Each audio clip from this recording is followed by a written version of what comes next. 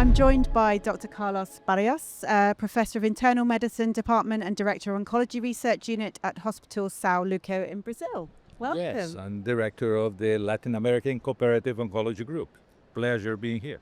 Fantastic. So I think we've obviously seen a lot of innovation happening here at ASCO. One of the things that we're seeing is important advances in cancer science and care, and the significant gap that still remains between these innovations and actually access and reaching patients. I think that progressively everybody is starting to realize that that's a significant problem, okay?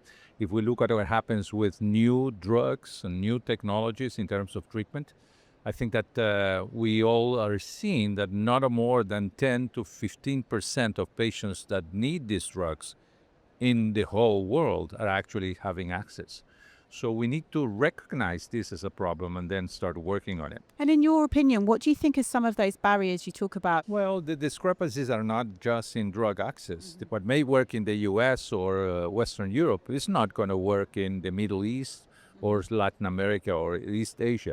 So I think that the participation of local experts within a framework, okay, that is actually genuinely and honestly willing to solve the problem, I think that that's what it's going to take.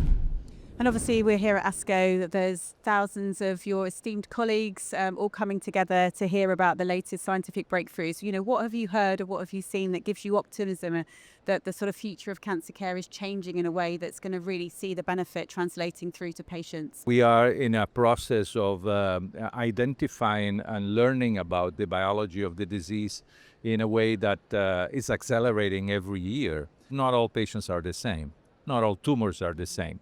And understanding these differences is paramount. The critical aspect that I think is becoming more and more frequent, and I think that's going to be revolutionary, is the introduction of artificial intelligence. Yeah, that was going to be my question. AI is going to actually help us, and that's only one of the possible contributions AI will have to this process.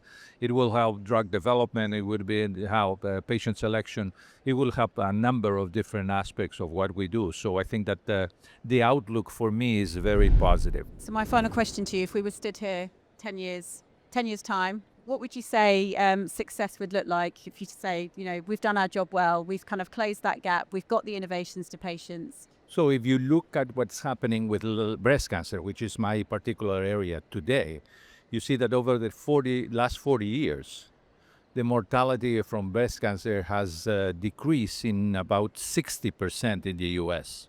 That's not happening all over the world. Yeah.